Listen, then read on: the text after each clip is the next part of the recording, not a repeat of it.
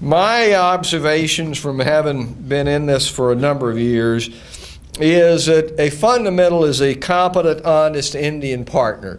And I use partner in the broader sense, not necessarily in legal partnership.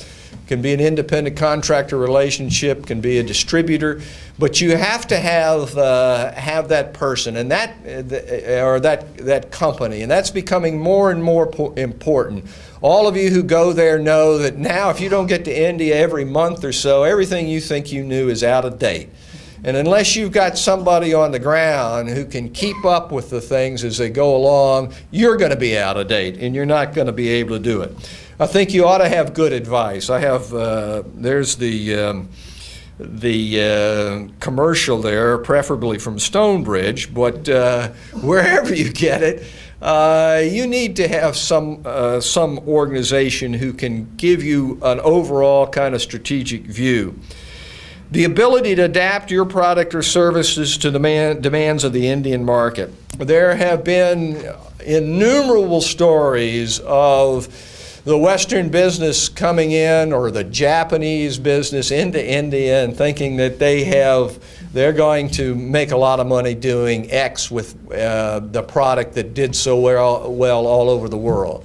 And it ain't necessarily so. One of our senior directors at Stonebridge is C.K. Prahalad, whom you may know as the author of The Wealth at the Base of the Pyramid. And he is at the University of Michigan School of Business. And what he has put into words is that there's a lot of money to be made if you will adapt to the mass, which may not qualify as middle class in terms of your American standards, but still has purchasing power. It may be smaller sizes. It may be a different collection of spices. It may be a different grade in terms of quality. It may be a different way in which the service is delivered. But I would say to you that that is a key. And then finally, I think you've got to have patience. The reality is it's going to take you longer than you think, even at today's more frenetic pace. In terms of conclusions, you saw the figures earlier, which were very impressive in terms of growth. The fundamentals are in place for U.S.-Indian trade investment to triple over the next year. There is an article that's just come out in Business Week, June 13th. It's entitled, "Who Will Ride India's Next Wave?" And I think that that kind of capsulizes what's going on here. There is another wave coming, even with the oil shocks and the difficulties that I've indicated. Now, the keys to growth are both political and economic. And the one thing that you ought to remember about India is that among free market economies, India is more politically influenced than any other market in the world. And if you do not take into account the political aspects of what your business, and I'm talking politically in the broad sense, I'm talking in terms of both the regulatory atmosphere, the way in which you are perceived, or whether you're a friend of India, that is very important. In terms of the transnational kinds of activity we've talked about and being able to work strategically between the U.S. and India, we are going to have to get the handle in the U.S. on what our offshoring visa and immigration policies and their export control issues. On the Indian side, the major problem is politically that you have one after the other of coalition governments. You cannot have a government now for a number of reasons in India which is not coalition. This means, in the present context, that four leftist parties, Communist Party, Marxist, Communist Party India, and two socialist parties, have basically had a veto on all of the economic reform measures. And that goes not only to civil nuclear matters, but it goes to caps on foreign investment in insurance. It goes on what happens in pensions. It goes in terms of what happens in retailing, foreign investment in retailing.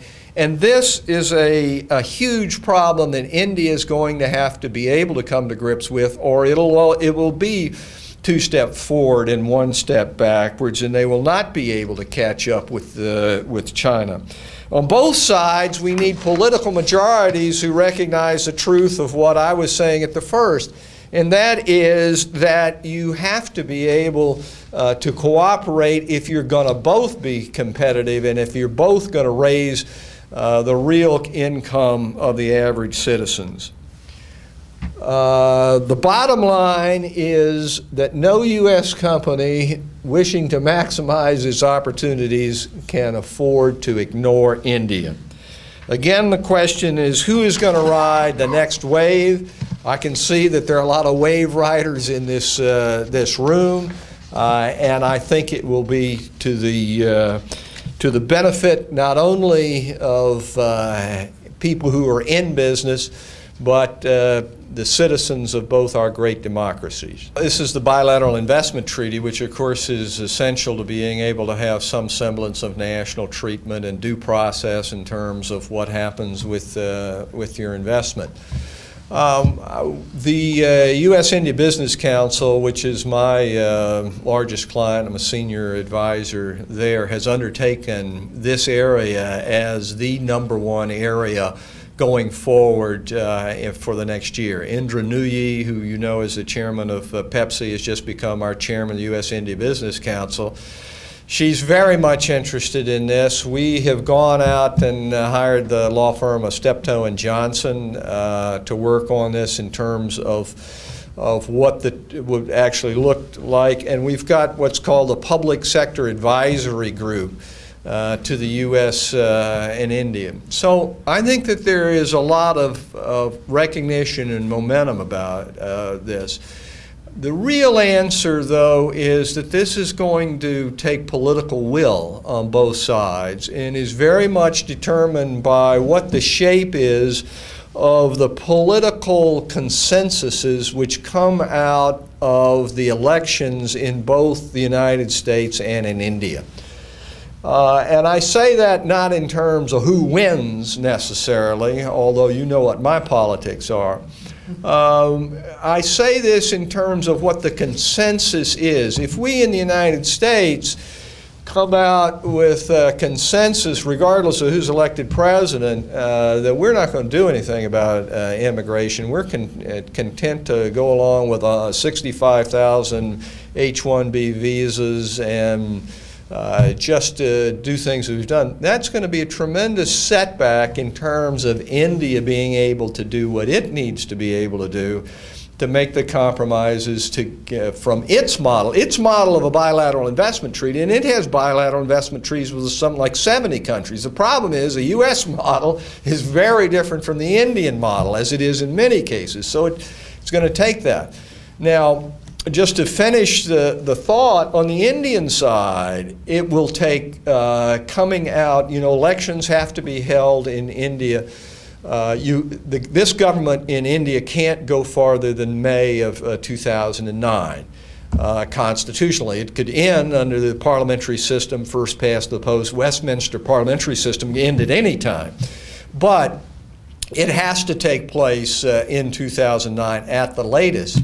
And what's going to happen then? If you get into the situation where you still have a left group of parties who really don't want to have any closer relationships with the United States, and who many, it's been written a number of places, say are receiving money from outside the country in terms of how they operate, then you are in a very difficult situation on that side because there can't be that political will.